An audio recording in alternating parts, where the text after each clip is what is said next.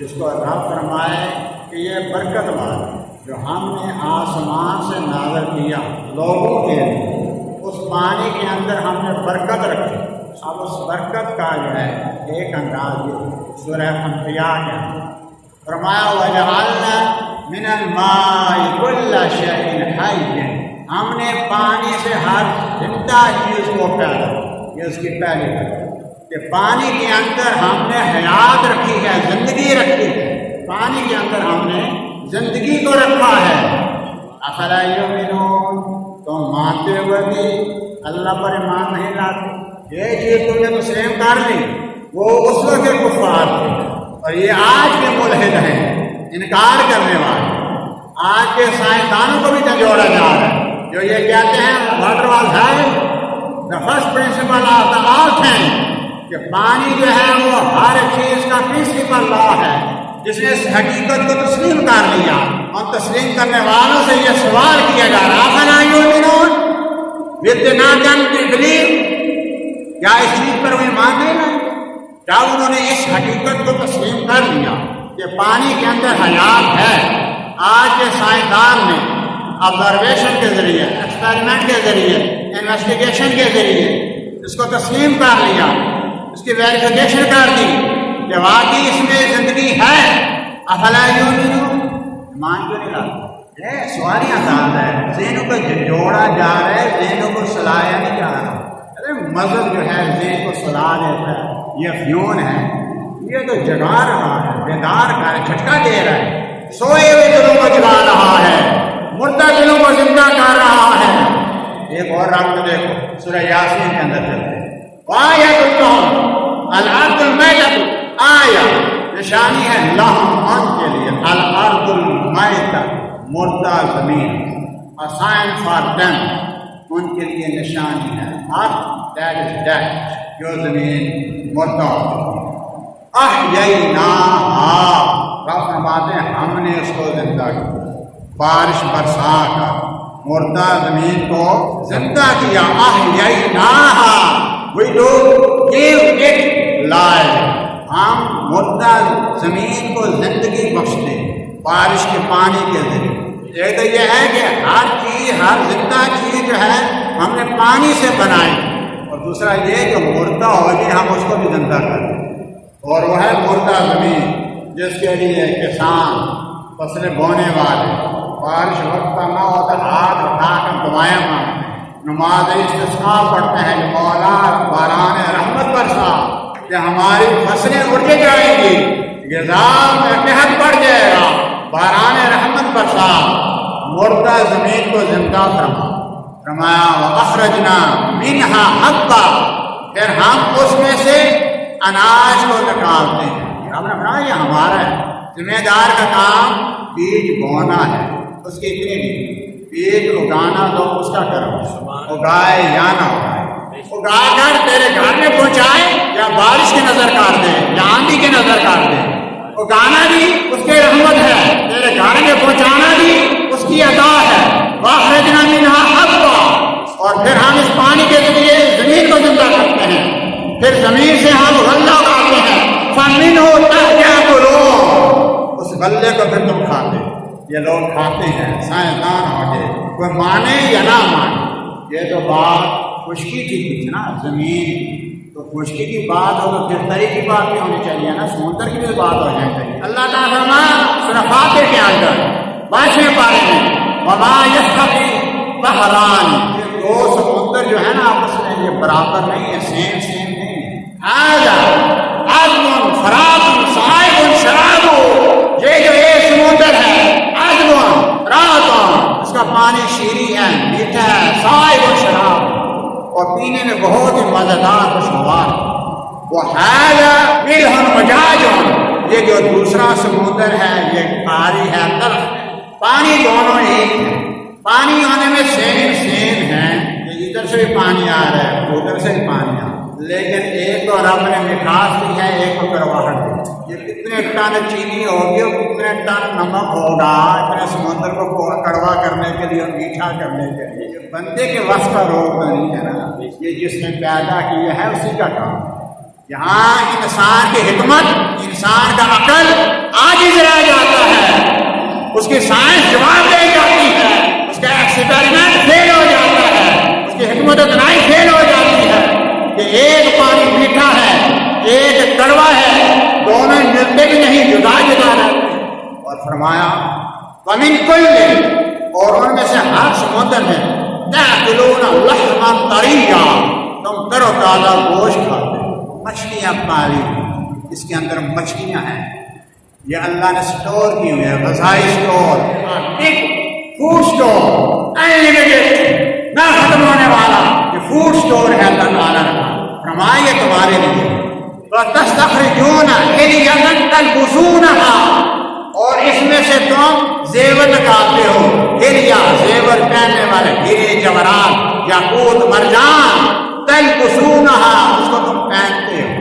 और फरमाया वतरल फुल्का, और तू कश्ती को नहीं देखता, कश्ती मवाक़िअ, हवा चलती है, और कश्ती को अल्लाह ने इतनी कुव्वत दी कि वो पानी का सीना चीर कर आगे बढ़ती रहती है। एक ऐसा हुस्नियाँ तीन इससे पानी किया ना, इतना बिग सिस्टम जो है ये जारी क्यों किया? फरमान तबतगू मिन फज़ली, ताकि तुम उसका फजल तलाश करो, रिज़्क़ तलाश करो। बिग बिजनेस पॉइंट, ये बहुत बड़ा बिजनेस पॉइंट है। ये इंसान जो है ये इंटरनेशनल एक्सपोर्ट इम्पोर्ट जो बिजनेस करता है, ये ना तो खुशकी के रास्ते हो सकता है, ना हवाई जहाज़ों के जरिए हो सकता है। इतना जो है वो बिग हैवी मशीनरी बेल्टियाँ जो बड़ी बड़ी आती हैं, ना हवाई जहाज़ों के जरिए जा सकती हैं, ना ट्रक को एक्सपोर्ट कर सकते हैं। अल्लाह ताला ने पाकिस्तान वालों पर कितना करम फरमाया। अल्लाह 2 सी पोर्ट अता फरमाए, कराची के अंदर एक ग्वादर है, एक कासिमपुर, 2 सी पोर्ट, और दोनों इंटरनेशनल पॉइंट पर। चाइना जैसा तरक्की याफ्ता मुल्क वो जरूरतमंद है पाकिस्तान का, क्योंकि उसके पास जो है वो समुद्र जो है वो लॉन्ग रूट है, तादाद उसके ज़्यादा है, उससे वो महंगा रास्ता पड़ता है, और ये पाकिस्तान के जरिए जो है उसके लिए शार्ट रूट है इंटरनेशनल तजारत करने के लिए, और उसे सस्ता पड़ता है। ये अल्लाह ताला कितना बड़ा किया था बिजनेस पॉइंट। और वो जवान जो अपनी जवानियाँ जो हैं रिज़्क़ की तलाश में धमकियों के जरिए ज़ाया करते हैं, इस कौम का कितना बड़ा अलमिया है। वो कौम जो अपने दीन इस्लाम की सरबुलंदी के लिए जिहाद के जरिए जो है वो अपनी जानों के नजराने पेश करते थे अल्लाह की रज़ा के लिए, आज पेट की आग बजाने के लिए अपनी जिंदगियां कुर्बान कर। वो लेवल देखें, ये लेवल देखें, कहाँ अल्लाह की रज़ा, कहाँ बंदे की अपनी तरफ। ये जिंदगियां कौन महफूज करे? ये कौम की जरूरतें, माशी जरूरतें कौन पूरे करेगा? यहाँ दुनिया भर की तजारत हो सकती है, दुनिया भर की तजारत भी हो सकती है, और जो चाइना रास्ता मांग रहा है अफगानिस्तान के इधर से जाएगा ना, और इसके साथ जो चाइना गिरदनवा ये रियासतें लगती हैं वो इधर ही आएंगी ना। अगर इस सिस्टम को मजबूत किया जाए तो अल्लाह इस कौम की जान भी महफूज हो जाए, वक्त भी महफूज हो। सिर्फ रोटी कमाने के लिए बाहर के धक्के खाए।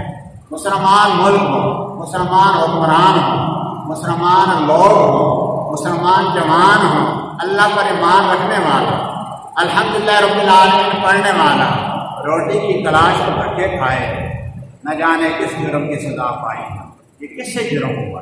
ये सजा क्यों मिल रही है? ऐसे बेहिस और जालिम हुक्मरान कहाँ मुसल्लत हम पर हो गए, और ऐसे बेहिस और सुस्त कामकाज की मारी हुई लेजिस्लेशन सवाए मोबाइल और टिकटॉक के अलावा के पास काम कोई नहीं। जमीनें पड़ी हुई हैं, बंजर पड़ी हुई हैं, मकानात कोठियां बना के खाली पड़ी हुई हैं, समुद्र बह रहे हैं, फायदा कोई उठाया नहीं जा रहा, दरिया है कोई डैम नहीं बनाए जा रहे। 5 दरिया जिस मुल्क के अंदर जाते हो वहां बिजली के लोड शेडिंग हो, जहां जो ज़राई मुल्क हो वहां जो है फसलें गंदम महंगी हो, सब्जियां महंगी हो।